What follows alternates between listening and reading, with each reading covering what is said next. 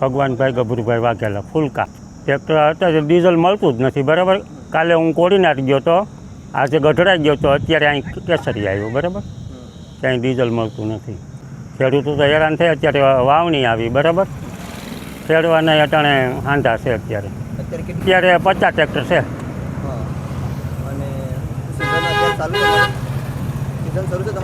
હા, કોરવાની સિઝન ચાલુ છે અત્યારે. મારું નામ ભાઈ મોહનભાઈ કરશનભાઈ વાજા, ગામ કેસરિયા, તાલુકો ઉના, જિલ્લો ગીર સોમનાથ. હવે અત્યારે ડીઝલ લેવા ખેડૂ ઉપર અત્યારે ખેડૂની સિઝન છે. બરાબર, ખેતરું બધા સુધારવાના છે. બરાબર, 50% ખેતરું સુધર્યા નથી ને અત્યારે ડીઝલ અહીંયા 20 લીટર આપે. 20 લીટરમાં થાય હું 7 કલાક હાલે ટ્રેક્ટર, કોઈ 6 કલાક હાલે ટ્રેક્ટર. બરાબર, કેટલા સમયથી ઊભા તમારા? અત્યારે અમે 4 વાગ્યાને આવ્યા છે. હવે ઘડીક અહીંયા ચાલુ રાખ્યું ને અત્યારે એ લોકોએ બંધ કરી દીધું કે ડીઝલ નથી. ખેડૂતોને શું મુશ્કેલી આવે છે? હવે ખેડૂતને મુશ્કેલી આ ખેતી સુધારણ છે ને આ વરસાદ માથે આવી ગયો છે.